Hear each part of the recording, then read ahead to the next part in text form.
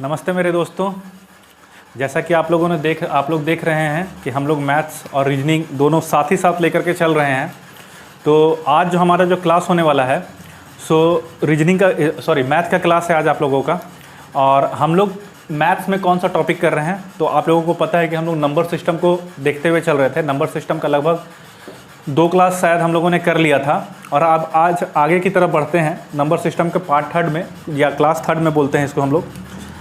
चलिए, number system class 3 है, competition के लिए है, ये कॉम्पिटिटिव एग्जाम्स के लिए है ये वाला नंबर सिस्टम। क्योंकि नंबर सिस्टम आपका क्लास 9th में भी आता है, आप लोगों को पता है। क्योंकि जितना भी आप एग्ज़ाम देते हैं सारा का सारा देखा जाए तो लगभग सब आपका 6 to 10 के आसपास में ही रहता है, क्वेश्चन घूमते रहता है ना। तो नंबर सिस्टम अब आज हम लोग देखते हैं, इसका क्लास 3 है।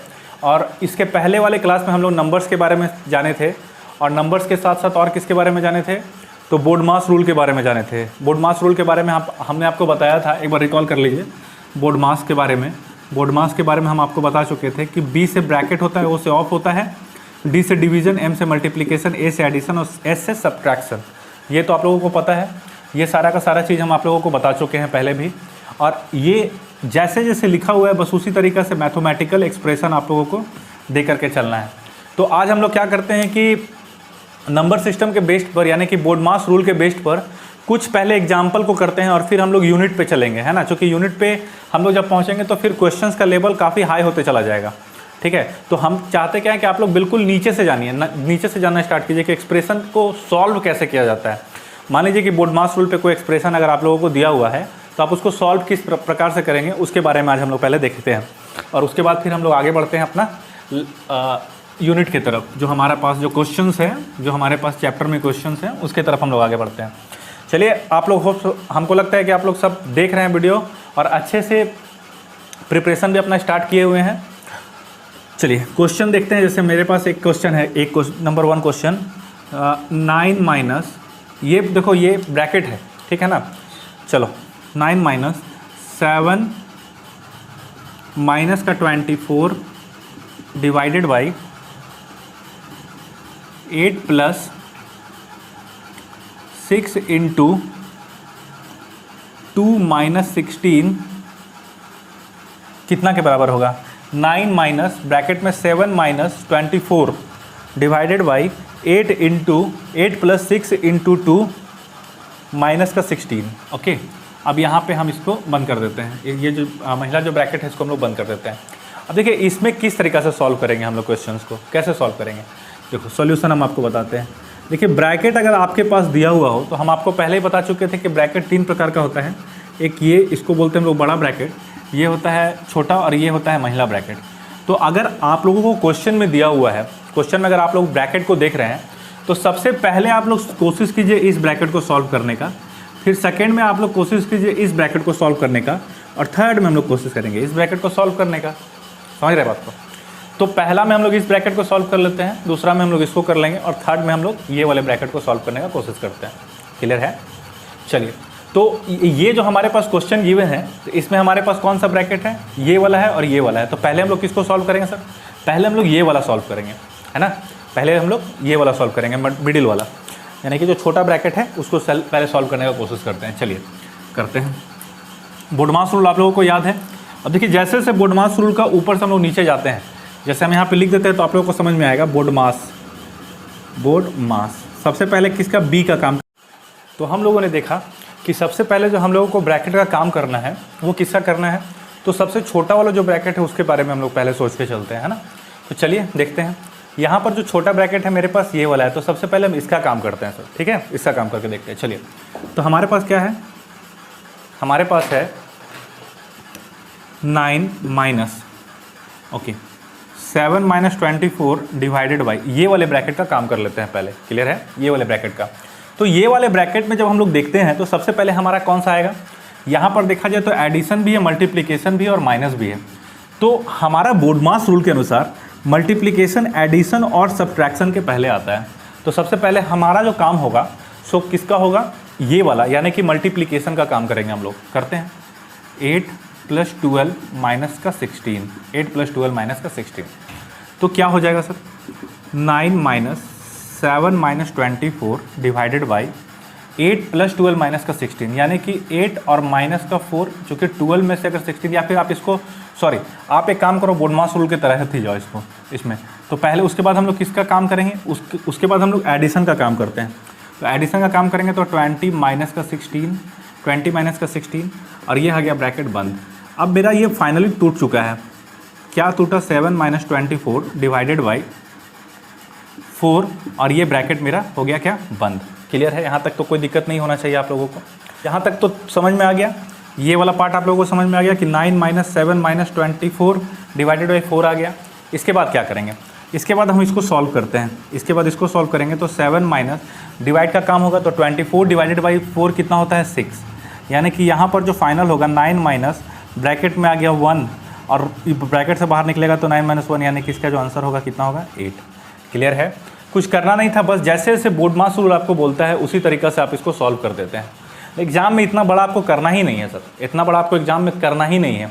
आपको एग्जाम में कैसे करना है सो बताते हैं। देखिए हमारे पास मान लीजिए कि ये एक्सप्रेशन गिवन है, ठीक है, ये वाला एक्सप्रेशन हमारे पास एग्जाम में गिवन है। हम क्या करते हैं कि सिंपल सा लॉजिक है, सिंपल सा बात है कि हमको देखना है कि ब्रैकेट, सबसे पहले ब्रैकेट का काम। चलिए 8 प्लस 6 12 हो गया, 12 हो गया, और 8 20 हो गया, 20 में से 16 गया तो 4 हो गया। हम डायरेक्ट यहाँ पहुँच गए, ठीक है ना। 20 में से 16 गया तो 4 हो गया। 24 से 4 को डिवाइड करेंगे तो 6 हो गया। 7 में से 6 को माइनस करेंगे तो 1 हो गया, और 9 में से वो माइनस करेंगे तो हमारा कितना आ जाएगा, 8। समझ में आ गया। चलिए ना एक क्वेश्चन हम आपको बताते हैं, उसके बाद आपको समझ में आ जाएगा कि कैसे हम लोग इसको सॉल्व करते हैं।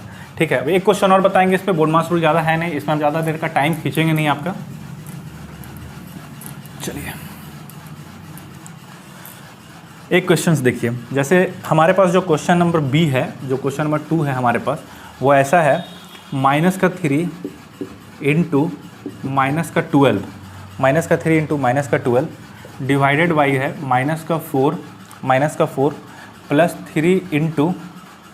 3 इंटू 6, है ना। क्या होगा, किसके बराबर होगा। तो दिक्कत कहाँ है यहाँ पे, सबसे बड़ा कोई दिक्कत हमको यहाँ पर तो फील हो नहीं रहा है कि कुछ वैसा कोई खास परेशानी है नहीं। हमको सबसे पहले ब्रैकेट का काम करना होता है और उसके बाद हमको डिवाइड का काम करना पड़ता है। तो हम पहले क्या करते हैं कि देख लेते हैं कि ब्रैकेट में हमको कौन सा काम करना है।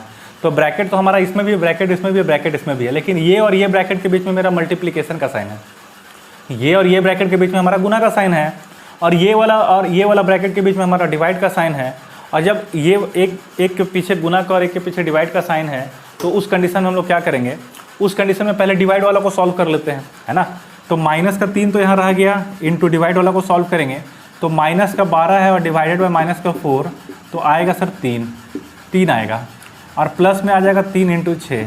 इसके बाद फिर से ये वाला को सॉल्व करते हैं तो ये आ जाएगा -9 और ये हो जाएगा कितना 16 18, तो 18 बड़ा 9 छोटा, आंसर 9, चूँकि जो बड़ा होता है उसी से छोटा को घटाया जाता है।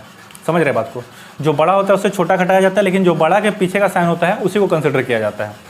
जैसे मान के चलिए कि मेरे पास एक है -27 और +9, सपोज कीजिए ऐसा है हमारे पास -27 और +9। अगर हम इसको घटाएंगे तो कैसे होगा, आपको घटाओ, अगर एक भी आपको अगर माइनस का साइन नज़र आ रहा है, एक भी अगर आपको सब्ट्रैक्शन का साइन नज़र आ रहा है दो एक्सप्रेशन में, तो आप एक काम करो कि आप उसमें घटा दो। 27 में से 9 गया तो 18 बचा, जो बड़ा है उसके पहले का साइन, यानी कि यहाँ का माइनस का साइन आप लगा दो।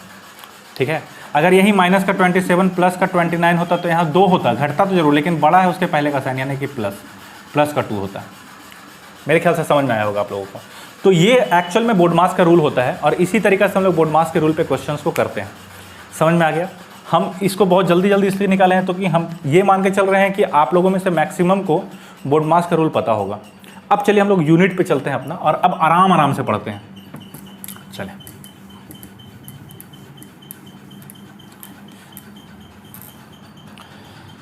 अब क्वेश्चन हम निकालते हैं जरा यूनिट से अपना।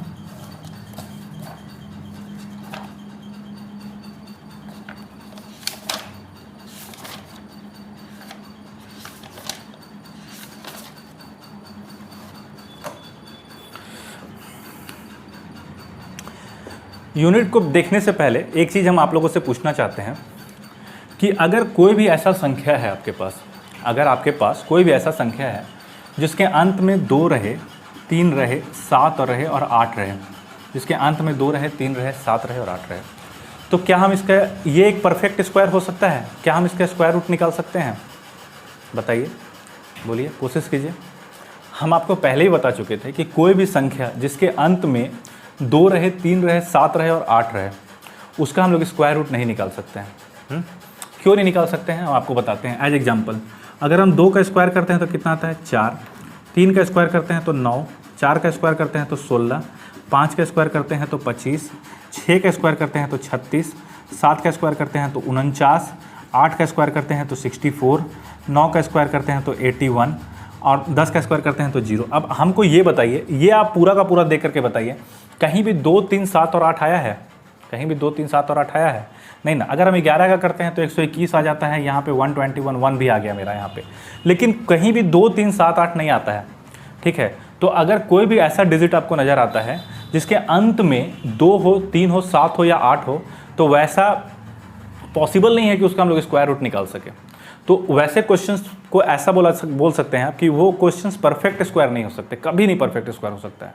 जैसे कि मान के चलिए कि आपके पास एक है 512, तो 512 का अगर आप क्यूब रूट निकालिएगा तो आपको पता है कि 512 का क्यूब रूट तो सर 8 होता है, 8 8 64 8 512, लेकिन 512 का स्क्वायर रूट कभी नहीं निकाल सकते हैं आप। क्यों निकाल सकते हैं? ऐसा नहीं है कि नहीं निकाल सकते हैं, लेकिन परफेक्ट स्क्वायर नहीं निकाल सकते हैं, परफेक्ट स्क्वायर रूट आप नहीं निकाल सकते हैं इसका। परफेक्ट स्क्वायर रूट कहने का मतलब ये होता है कि 4 का अगर स्क्वायर रूट निकालते हैं तो हमारा 2 आता है ना, 2 आता है 4 का, तो ये हो गया परफेक्ट स्क्वायर रूट। मतलब कि आप परफेक्ट स्क्वायर रूट का मतलब ये समझिए कि आपको एक परफेक्ट इंटीजर मिलना चाहिए, एक कंप्लीट इंटीजर मिलना चाहिए उस कंडीशन में। क्लियर है? तो वो आपका अगर 2 रहेगा, अंत में 3 रहेगा, 7 रहेगा और 8 रहेगा, तो उसका परफेक्ट स्क्वायर नहीं निकल सकता है ना। क्लियर हो जाना चाहिए मेरे ख्याल से यहाँ तक। तो इस चीज़ को ध्यान में रखिएगा कि अगर क्वेश्चन में दिया जाता है कि परफेक्ट स्क्वायर निकालने के लिए तो 2, 3, 7, 8 अगर अंत में रहेगा तो उसका परफेक्ट स्क्वायर हम नहीं निकाल सकते हैं। अब जैसे एक तो क्वेश्चन है कि अगर हम आपसे पूछें कि 1 + 2 + 3 + 4 अप टू 100 तक ऐड कीजिए, ऐड करने के लिए अगर आपसे पूछा गया है, यहाँ मान लेते हैं क्वेश्चन नंबर 1 हम ले रहे हैं इसको, कि 1 + 2 + 3 + 4 इस तरीक़ा से सो ऑन बढ़ते बढ़ते 100 तक ऐड कीजिए, तो आप इसमें क्या करेंगे सर, क्या करेंगे? तो देखिए हम आपको बताते हैं कि अगर इस तरीके का क्वेश्चन आपको नज़र आता है 1 + 2 + 3 + up to ... up to n तक, तो इसका एक फार्मूला होता है ना। इसका फार्मूला क्या होता है? इसका फार्मूला होता है n × n + 1/2, डायरेक्ट फार्मूला है n × n + 1/2। हालांकि हम आपको बताएंगे, ऐसा नहीं है कि सिर्फ हम इसके बारे में बता रहे हैं, हम आपको काफ़ी सारा क्वेश्चन इस पर बताएंगे। अगर स्क्वायर रहेगा 1 का स्क्वायर, 2 का स्क्वायर, 3 का स्क्वायर अप टू 100 का स्क्वायर, तो कैसे निकालेंगे? 1 का क्यूब, 2 का क्यूब, 3 का क्यूब, 4 का क्यूब अप टू कैसे निकालेंगे? लेकिन अभी हम शुरुआत कर रहे हैं तो हम इससे शुरुआत करके दिखा रहे हैं आप लोगों को। तो यहाँ पर जैसे हमारे पास है 1 + 2 + 3 अप टू n तक, तो उस कंडीशन में हम क्या करेंगे सर, क्या करेंगे? तो हमारे पास डायरेक्ट फार्मूला आता है कि n × n + 1/0, n × n + 1/2। n क्या है सर यहाँ पर? तो n यहाँ का लास्ट डिजिट जो होता है ना, उसको हम लोग n बोलते हैं, है ना। n किसको बोलते हैं? लास्ट डिजिट जो हमारे पास होता है उसको हम लोग n बोलते हैं। अब हमारे पास 1 से लेकर के 100 तक है, आप यहाँ पे कुछ भी ले सकते हैं, 1 से लेकर 50 तक लीजिए, 25 तक लीजिए, 100 तक लीजिए, 200 तक लीजिए, 1 लाख तक लीजिए, कोई फ़र्क नहीं पड़ता है सर। तो यहाँ 1 से लेकर के 100 तक का है, और जब 100 तक का है तो सीधा सा बात है, आप इसको कर लीजिए। यहाँ पे फॉर्मूला है आपके पास, आप इसको करेंगे तो सॉल्यूशन में क्या होगा, इसका समेशन कितना होना चाहिए? 100 × ये 100 + 1 यानी कि 101 / 2। अगर हम इसको काटते हैं तो 50 टाइम्स में कटता है ये, और 50 टाइम्स में कटेगा तो 101 5 से करेंगे तो 505, और 1 0 पहले से इसमें डाला हुआ था तो डाल देते हैं। तो इसका जो आंसर आएगा सो कितना होगा? 50 50। अगर हम आपसे पूछते हैं कि 1 + 2 + 3 अप टू 50 तक क्या होगा सर, 50 तक क्या होगा ऐड, तो 25 25 आना चाहिए। जब 50 50 100 तक है तो 25 25 आना चाहिए। करके देख लेते हैं ना, 50 × 51 / 2 करो, 25 से कम 25 के 5 हाथ में रहा 2, 25 5 125 और 2 127 ना, कुछ गड़बड़ हो रहा है लगता है। इसको करेंगे तो कितना हो जाएगा बताइए?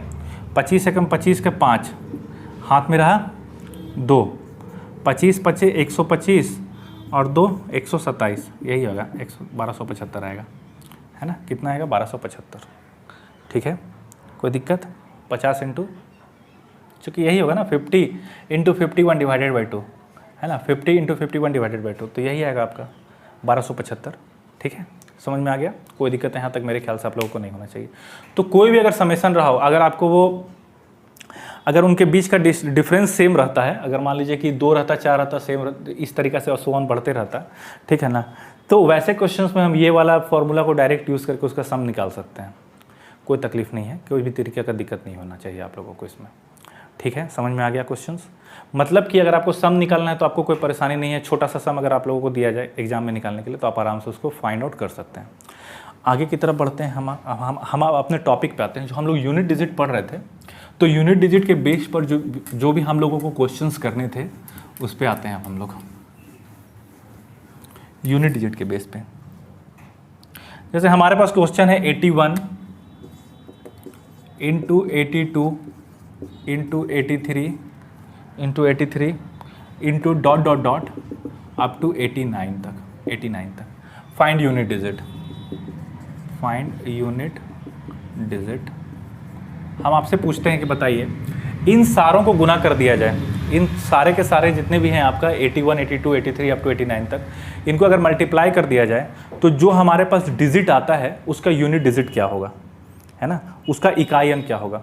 तो हम आपको पहले बता चुके थे कि इकाई अंक जब भी आपको निकालना रहे, यूनिट डिजिट जब भी आप निकालना रहे आपको, तो आप एक काम कीजिए, आप जो यूनिट प्लेस है ना बस उसको मल्टीप्लाई कीजिए। सर किसको मल्टीप्लाई करेंगे आप? यूनिट प्लेस पे है, बस उसको मल्टीप्लाई करके आप देख लीजिए कि आपका यूनिट डिजिट क्या होगा।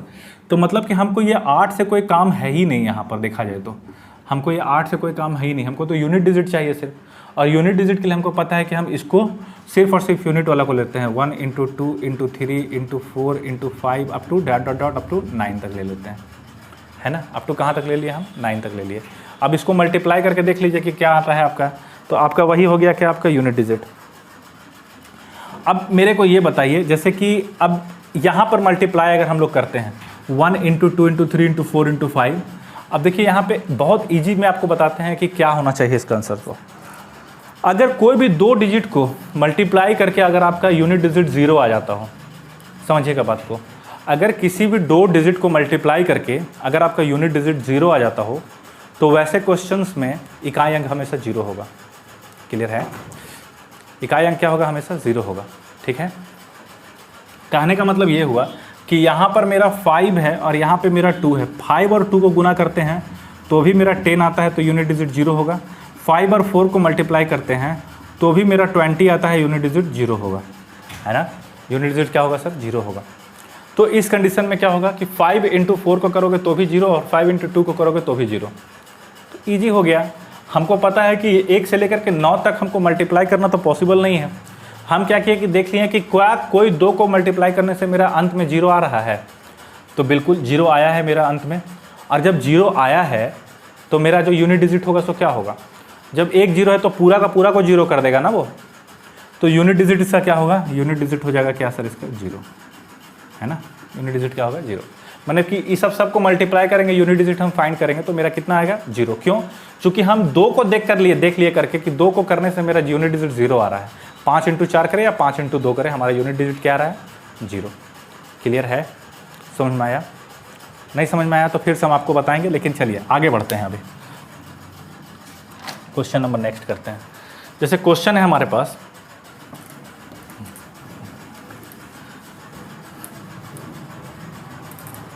क्वेश्चन को हम सामने रख लेते हैं ताकि आपको दिक्कत ना हो।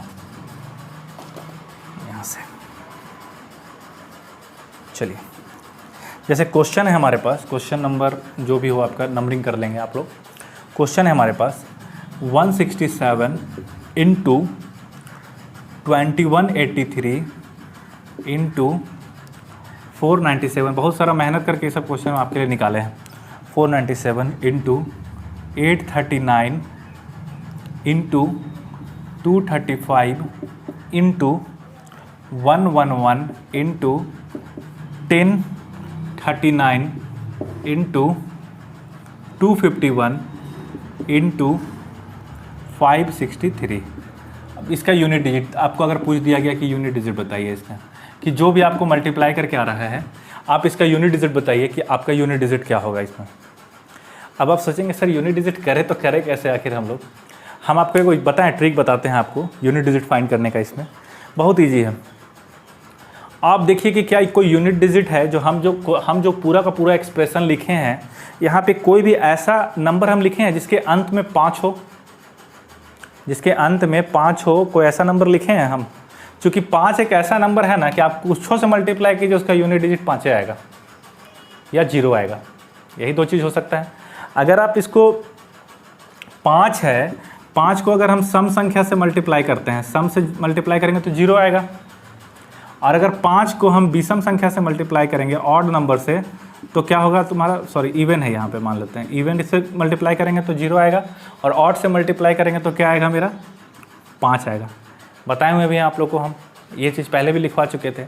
अब देखिए यहाँ पर सारा का सारा जितना भी नंबर लिखा हुआ है, चाहे वो 7 हो, चाहे 3 हो, चाहे 7 हो, चाहे 9 हो, चाहे 5 हो, चाहे 1 हो, चाहे 9 हो, चाहे 1 हो, चाहे 3 हो, सारा का सारा जो नंबर है सो क्या है, सारा का सारा नंबर तो ऑड है। और हमको पता है कि 5 को कभी भी किसी भी ऑड नंबर से मल्टीप्लाई करेंगे तो मेरा आंसर क्या आएगा, 5 आएगा। ये तो आप लोगों को पता है, हम आप लोगों को बताए भी हैं इस चीज़ के बारे में। यहाँ पे मेरा यूनिट डिजिट 5 है। अब 5 है, अब पूरा का पूरा एक्सप्रेशन में तो मेरे पास ऑड से मल्टीप्लाई करना है, तो यूनिट डिजिट से क्या आ जाएगा, 5, कहानी खत्म। अगर कहीं भी 2 रहता तो यूनिट डिजिट 0 हो जाता। मान लेते हैं अगर हम यहाँ पर 3 की जगह 2 लिए हुए रहते तो 5 × 2 0, खत्म कहानी। आपको देखना क्या है, हम आपको बता रहे हैं, आपको क्वेश्चन को करना कैसे है तो हम आपको बता रहे हैं एग्जाम में। एग्जाम ये जो क्वेश्चन आपको दिया हुआ है ये एसएससी सीजीएल में पूछा गया क्वेश्चन है ये, ठीक है, एसएससी सीजीएल का पूछा गया क्वेश्चन है। और इसको देखिए कितना इजीली सॉल्व हो गया है। हम देखिए कि 5 है कि नहीं, बस 5 है, अगर ऑड से मल्टीप्लाई करना है तो 5 ही आएगा, इवन से मल्टीप्लाई करना है तो 0 आ जाएगा। हमको दिख गया कि 5 को सारा का सारा जितना भी हम नंबर लिखे हैं यहाँ पे सब का सब ऑड है, और ऑड है तो हमको क्या आएगा पता है, हमको 5 ही आने वाला है, आंसर डायरेक्ट 5। इतना ज़्यादा हमको दिमाग पे असर करने का ज़रूरत ही नहीं है ना। नेक्स्ट क्वेश्चन की तरफ चलें। क्वेश्चन का तो लेवल हम आपको ऐसा देंगे ना कि दिमाग घुमा के रख देंगे अगर हम सच्चाई बताते हैं आप लोगों का। हाँ, ये चीज़ है कि जो भी पढ़ लीजिएगा, ठीक है, जितने भी लोग इससे तैयारी कर लीजिएगा ना, हम आपको बताते हैं कि कोई भी एग्जाम में नहीं फंसिएगा। चाहे आप एसएससी का एग्ज़ाम दीजिए, चाहे आप बैंक का एग्ज़ाम दीजिए, चाहे आप रेलवे का एग्ज़ाम दीजिए, कोई भी एग्ज़ाम दीजिएगा, क्वेश्चन एक भी बाहर नहीं जाने देंगे हम आपको, एक भी क्वेश्चन, ठीक है। लेकिन हाँ, अगर वीडियो पसंद आता है तो लाइक कीजिए और सब्सक्राइब कीजिए और ज़्यादा से ज़्यादा शेयर कीजिए, ठीक है। अगर वीडियो पसंद आता है, क्वेश्चंस अगर आपको अच्छे पसंद आते हैं तो आप मेरा चैनल को लाइक कीजिए, उसको सब्सक्राइब कर दीजिएगा थोड़ा, और शेयर भी कीजिएगा। चलिए, जैसे हम एक क्वेश्चन लेके चलते हैं, मान के चलते हैं हमारे पास एक क्वेश्चन है। देखिए डिफरेंट टाइप का क्वेश्चन है, बिल्कुल भी क्वेश्चन है मेरे पास 12 प्लस में 22 प्लस में 32 प्लस में 42 plus dot dot dot up to 1002 तक है भाई, 1002 तक है, ठीक है। अब आपसे पूछा जाता है कि बताइए 12 प्लस 22 प्लस 32 प्लस 42 प्लस 1002 तक में, 1002 तक में यूनिट डिजिट क्या आएगा। क्या पूछा गया आपसे, यूनिट डिजिट के बारे में, कि यूनिट डिजिट आपका क्या आएगा। अब देखिए इस तरीके का क्वेश्चन आपको नज़र आता है, 12 प्लस 22 प्लस 32 प्लस 42, तो ये इसको बोलते हैं हम लोग अरिथमेटिक प्रोग्रेशन। क्या बोलते हैं इसको, अरिथमेटिक प्रोग्रेशन। हिंदी में इसको समानांतर श्रेणी बोलते हैं, इसलिए बोलते हैं क्योंकि एक डिजिट जो है और उसके बगल का जो नंबर है, एक नंबर जो है और इसके बगल का जो नंबर है, उनके बीच का जो डिफरेंस होता है वो बिल्कुल सेम होना चाहिए। जैसे मान लीजिए यहाँ 12 है, यहाँ 22 है, तो देखिए इसके बीच का डिफरेंस कितना है, 10। यहाँ 22 है, यहाँ 32 है, इसके बीच का डिफरेंस कितना है, 10। यहाँ 32 है, यहाँ 42 है, इसके बीच का डिफरेंस कितना है, 10। एंड सो ऑन बढ़ते चला जाएगा। और इसके पहले वाला जो नंबर है 992, उसके बीच का डिफरेंस भी कितना होगा, 10। तो इसके पहले का नंबर क्या होगा, इससे 10 कम कर दीजिए, 992 हो गया। समझ में आया। तो ऐसे क्वेश्चन में क्या करेंगे, ऐसे क्वेश्चन को करने का तरीका ये होता है कि आपके पास एक फार्मूला होता है। फार्मूला क्या होता है, Tn = a + n - 1 × d, है ना। Tn = a + n - 1 × d।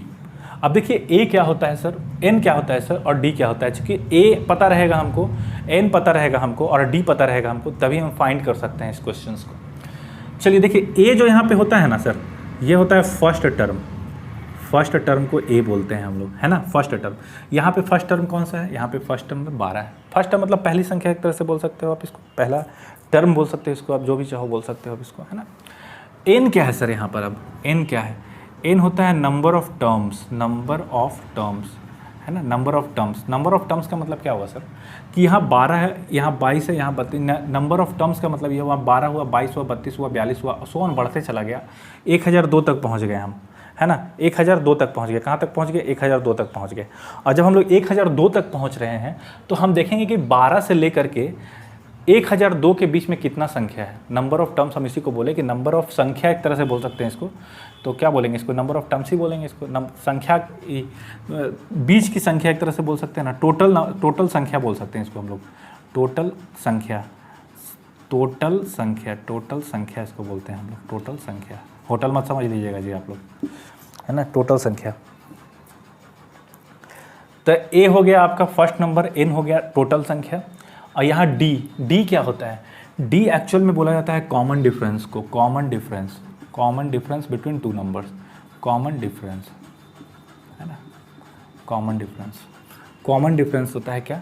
D को बोला जाता है कॉमन डिफरेंस। जैसे यहाँ 12 यहाँ 22 है, यहाँ 12 है सर, यहाँ 22 है, तो इसके बीच का डिफरेंस कितना है? 10। यहाँ 32 है, इसके बीच का डिफरेंस कितना है? 10। तो ये एक्चुअल में जो 10 आ रहा है ना, एक्चुअल में इसको कॉमन डिफरेंस बोला जाता है। समझ में आया? ठीक है, आगे बढ़ते हैं। जब ये समझ में आ गया आप लोगों को, तो आगे कुछ है ही नहीं। अब देखिए, हमको ये क्वेश्चंस को करना है। ये क्वेश्चन को हम किस तरीक़ा से करेंगे सो देखिएगा। हमको फॉर्मूला पता है कि जोड़ने के लिए फॉर्मूला हम लोग यूज़ करते हैं Tn = a + n - 1 × d। और a के बारे में पता है, n के बारे में पता है और d के बारे में पता है।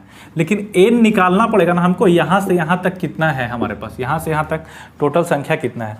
तो जो टोटल संख्या निकलता है, देखिएगा, टोटल संख्या अगर हमको निकालना है, टोटल संख्या या नंबर ऑफ टर्म्स अगर हम लोगों को निकालना है, nth टर्म, तो हमको क्या बोल देंगे इसको बताते हैं। हम क्या करेंगे, लास्ट टर्म से माइनस कर देंगे फर्स्ट टर्म को और डिवाइड कर देंगे सर किससे? कॉमन डिफरेंस से डिवाइड कर देंगे और उसमें ऐड कर देंगे कितना? 1। ठीक है, अंतिम संख्या से माइनस करते हैं हम लोग पहली संख्या को माइनस होगा और नीचे में हो जाएगा तुम्हारा डिफरेंस, कॉमन डिफरेंस, मतलब डिफरेंस इसको बोल देते हैं ना, कॉमन डिफरेंस CD, और उसमें हम प्लस कर देते हैं कितना? 1। ये आप नोट करेंगे सर, ये आप नोट कीजिएगा ताकि आप लोगों को दिक्कत नहीं हो समझने में क्वेश्चन को। अब चलते हैं, टोटल संख्या कितना हो जाएगा? 1002, लास्ट संख्या, पहली संख्या 12, कॉमन डिफरेंस 10 प्लस में 1। इसको करेंगे तो कितना आएगा? 0 आ गया। 10 में से 990 आएगा मेरे ख्याल से, 990 डिवाइडेड बाई 10 + 1 करो, टोटल जो संख्या आएगा 100। nth कितना हो गया तुम्हारा? 100। n का वैल्यू कितना हो गया? 100। जब n का वैल्यू 100 हो गया तो फॉर्मूला पे पुट कीजिए। फॉर्मूला पे पुट करके भी निकाल सकते हैं, और नहीं तो फिर आपको तो सिर्फ यूनिट डिजिट चाहिए ना, सिर्फ आपको क्या चाहिए? Unit digit. यानी कि 12 + 22 प्लस इस तरीक़ा से 100 तक गया है ये, यानी कि 1002 तक गया है। तो लेकिन इसका यूनिट डिजिट जो 2 ही है ना, 2 ही है यहाँ पर देखिए, तो 2 + 2 + 2 + 2 + 2 और सो ऑन बढ़ते कहाँ तक चल गया? 100 टर्म्स तक चला गया है। कहाँ तक गया है ये? 100 टर्म्स तक। मेरे ख्याल से आप लोगों को ये समझ में आया होगा, क्योंकि हम सिर्फ यूनिट डिजिट को ले रहे हैं। 2 + 2 + 2 + 2 + 2 इस तरीक़े से सो ऑन बढ़ते चले जा रहे हैं। और जब हम लोग बढ़ते गए तो यहाँ पर आया मेरा लास्ट, हमको यूनिट डिजिट को फाइंड करके चलना है, तो यूनिट डिजिट को लेकर के चलना है। तो हम लिए 2, फिर 2, फिर 2, फिर 2, फिर 2। हम 5 को गुना करके 5 को जोड़ करके देख सकते हैं कि मेरा जो 100 टर्म है उसका यूनिट डिजिट क्या होगा। देखिए 5 अगर ले रहे हैं तो 5 लेने से मेरा यूनिट डिजिट आना चाहिए 0, क्योंकि 5 को 2 को 2 है, 2 को 5 बार हम जोड़ेंगे तो मेरा यूनिट डिजिट 0 आएगा। तो उसी प्रकार 2 को हम 100 बार जोड़ेंगे तो भी हमारा यूनिट डिजिट क्या आएगा? 0 ही आएगा, क्योंकि 5 जो है 100 जो है 5 से डिविजिबल है। तो यूनिट डिजिट क्या आएगा मेरा? यहाँ पे यूनिट डिजिट आ जाएगा मेरा 0। यूनिट डिजिट कितना आ गया मेरा? 0। यही मेरा आंसर हो गया। ठीक है, समझ में आ गया? कुछ नहीं करना था, बस देखना था कि हमारा जो यूनिट डिजिट आ रहा है वो कितना आ रहा है। और जो हम 5 संख्या लिए, क्या 5 ये 100 को मल्टीप्लाई, 5 ये 100 को डिवाइड कर सकता है? तो हाँ, बिल्कुल भी 5 100 को डिवाइड कर सकता है, कंप्लीटली डिवाइड कर सकता है। तो हम 2 का 20 सेट लगा सकते हैं। यहाँ पे 2 का 1 सेट हुआ, 2 का 5 बार अगर 2 लिखे तो हम 1 सेट लिखें, फिर 5 बार 2 लिखेंगे तो 2 सेट, 5 बार 2 लिखेंगे तो 3 सेट, इस तरीके से 20 सेट लगा सकते हैं। तो 100 हो जाएगा मेरा कंप्लीट। और जैसे 100 होगा तो 1 पे 5 पे है मेरा 0, तो 100 पे मेरा ये 100 पे भी 0 हो जाएगा। क्लियर हो गया होगा मेरे ख्याल से, है ना? अब देखिए एक क्वेश्चन और करवाते हैं आपको हम आज। एक क्वेश्चन ये करवा देते हैं, आप लोगों को क्लियरिटी बढ़िया होते चला जाएगा।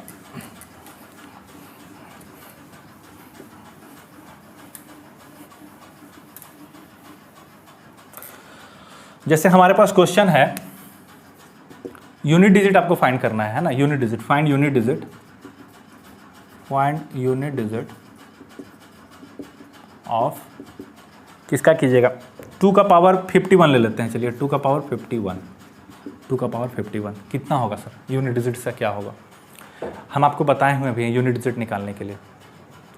हम आपको ये बताए थे कि कोई भी संख्या जो कि 2 रहे, जो या तो 2 रहे या तो 3 रहे या 7 रहे 8 रहे, एक परफेक्ट स्क्वायर नहीं होता है पहला। दूसरा कि अगर संख्या में 2 रहे, 3 रहे, 7 रहे और 8 रहे तो आपको रिपीटेशन चेक करना, और मैक्सिमम टाइम में रिपीटेशन 4 पे ही होता है, इस चीज़ को याद रखिएगा, है ना। हम आपको पहले जब फर्स्ट, अगर आप पहला जो आपका लेक्चर था वो अगर आप नहीं किए हैं तो नंबर सिस्टम का, तो उसको बिल्कुल भी जाके कीजिए, क्योंकि वो आप कीजिएगा तो आपको बहुत ईजिली समझ में आएगा। तो ये जो वीडियो है इसके नीचे हम लिंक भी उसका दे देंगे आपको, तो उसको आप कर लीजिएगा ज़रूर से, है ना। तब आपको ये वाला पार्ट बहुत अच्छा समझ में आएगा कि कैसे हम बना रहे हैं इसको। तो हमारे पास है 2 का पावर 51, हमको पता है कि अगर 2 रहेगा, 3 रहेगा, 7 रहेगा और 8 रहेगा तो रिपीटेशन मेरा होता है कितना पे, रिपीट करता है 4 पे, 4 पे रिपीटेशन है इसका। तो 4 पे रिपीटेशन है तो 2 का पावर 51 है ना, तो 51 को हम 4 से डिवाइड कर देते हैं और जो रिमाइंडर बचेगा ना, बस वही मेरा हो जाता है आंसर। जैसे मान लो कि हम ये बनाना चाह रहे हैं, 2 का पावर 1 2, 2 का पावर 2 होता है 4, 2 का पावर 3 होता है 8, 2 का पावर 4 हमको पता है कि 16 होता है, 2 का पावर 5 32 होता है। तो रिपीट कर गया ना, देखो 4 के बाद रिपीट कर गया, 2 आ गया फिर से वापस। तो जब 2 आ गया वापस फिर से, तो हम 4 से डिवाइड करेंगे तो 2 2 2 2 2 करके वापस आ जाएगा ना, 2 का आएगा, फिर 4 आएगा, फिर 8 आएगा, फिर 16 आएगा, इस तरीक़ा से। अब मेरा पावर 2 के ऊपर कुछ भी रहे, हमको क्या फ़र्क पड़ता है, कोई फ़र्क पड़ेगा हमको, कुछ नहीं, क्या फ़र्क पड़ेगा, हम आराम से उसको बना सकते हैं। अब जैसे 51 है, 51 को हम क्या करते हैं कि 4 से डिवाइड कर देते हैं। जब 4 से डिवाइड करेंगे तो 4 एकम 4 आता है, 1 पर 1 11, 4 दूनी के 8 आता है, रिमाइंडर बचता है 3। हमको क्या करना है, 2 का पावर 3 लिख देना है, जो रिमाइंडर है उसको ऊपर लिख देना है। और जब 2 का पावर 3 लिखते हैं तो मेरा आंसर क्या है सर, 8 है। ख़त्म कहानी, 8 आंसर हो गया इसका। कोई इसमें कुछ था बताइए, तो आप ही लोग सोच के देखिए, जरा सा भी कुछ दम था। हम क्या किए कि हम देखें कि मेरा जो क्वेश्चन है वो 2 है, 3 है, 7 है या 8 है। जब 2 3 7 8 रहेगा तो रिपीटेशन 4 पे होगा, हमको ये पता है। और जब रिपीटेशन 4 पे होगा तो हम 51 है मेरे पास, तो 51 को हम 4 से डायरेक्ट डिवाइड कर देते हैं। और जब हम 51 को डायरेक्ट डिवाइड करते हैं 4 से, तो मेरे पास रिमाइंडर बचता है 3। जब रिमाइंडर 3 बचता है तो हम इसको डायरेक्ट चढ़ा दिए ऊपर 2 का पावर 3 पे, 2 का पावर 3 पे चढ़ा दिए, रिमाइंडर को हम ऊपर चढ़ा दिए। अरे देखिए, आपको हम नॉर्मली समझाते हैं। देखिए ये 2 का पावर 1 है ना, 2 का पावर 5 है, 2 का पावर 5 है, इसको आप कीजिए, 5 को डिवाइड कीजिएगा अगर 4 से, तो आपका कितना आएगा, 1 ही आएगा ना। तो 1 आएगा रिमाइंडर, और 1 को हम ऊपर चढ़ा दिए। 2 का पावर 1 में देखिए तो 2 था, और 2 का पावर 5 में भी 2 था, तो 2 का पावर 5 2 का पावर 1 के बराबर हुआ कि नहीं, यूनिट डिजिट उसका हुआ ना, यूनिट डिजिट का इकाई अंक तो 2 का पावर 1 के बराबर ही हुआ। और जब 2 के पावर 1 का बराबर हुआ तो सेम कंडीशन यहाँ पे भी अप्लाई किए थे ना हम। जैसे 2 का पावर 51 था मेरे पास, 2 का पावर 51 को हमको तोड़ना था, तो 2 का पावर 3 हम कर दिए यहाँ पे, क्योंकि हम 4 से इसको डिवाइड करेंगे तो रिमाइंडर मेरा 3 बचेगा। और जब 4 से डिवाइड करने पर रिमाइंडर 3 बचता है तो 2 का पावर 3 हम कर दिए इसको, और 2 का पावर 3 में मेरा पास 8 है यहाँ पर, तो हम उसको डायरेक्ट आंसर लिख दिए। समझ रहे बात को। देखिए एग्जाम का लेवल यही है, इसलिए एग्जाम में छोटा छोटा चीज़ पढ़ने से कोई फ़ायदा नहीं है। तो जो लेवल पे पढ़िएगा तो ज़्यादा बेहतर रहेगा आपके लिए भी, समझ रहे हैं।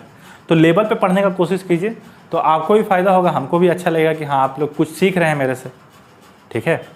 तो क्वेश्चन तो हालांकि देखिए बहुत है मेरे पास यहाँ पर, तो हमको लगता है कि एक सेट में 15-20 क्वेश्चन होगा, लेकिन हम इसको धीरे धीरे करके चलेंगे। अब आज तो हम शुरुआत किए हैं, और आज तीनों लेक्चर जो भी मैथ का हम पढ़ाए हैं अभी तक आपको, उसको आप देखिए मैथ का लेक्चर्स को, है ना। उसको देखिएगा तो आपको समझ में आएगा कि हम किस लेवल पे आपको पढ़ाने का कोशिश कर रहे हैं। फिर धीरे धीरे लेवल अपग्रेड करते करते हम आपको एकदम बिल्कुल भी एग्जाम का लेवल पे पहुंचा देंगे, और फिर प्रीवियस ईयर का क्वेश्चन भी हम आपको करवाएंगे। जैसे एक बार मान लीजिए नंबर सिस्टम खत्म होता है, तो जो भी प्रीवियस ईयर में आपको क्वेश्चन पूछा गया है, SSC में हो चाहे बैंकिंग में हो, हम सारे को कंपाइल करके यहाँ पर बताएंगे। उसका लिंक डिस्क्रिप्शन में भी डाल देंगे आपको क्वेश्चन का, है ना। फिर आप लोग खुद से उसको सॉल्व कीजिएगा, और आपके पास उसका एक बार सॉल्व पेपर भी रहेगा, तो फिर आपको करने में परेशानी भी नहीं होगा, ठीक है। तो चलिए फिर आज के लिए हम सेशन को अंत करेंगे, और मिलते हैं फिर आप लोगों से परसों, क्योंकि कल आप लोगों को रीजनिंग का क्लास मिलेगा। और फिर क्या अगर अच्छा लगता है आपको, कंटेंट अच्छा लग रहा है, या फिर आपको पढ़ाई ठीक लग रहा है, तो आप चैनल को लाइक सब्सक्राइब कीजिए, शेयर कीजिए, ठीक है। चलिए धन्यवाद, मिलते हैं फिर आपसे।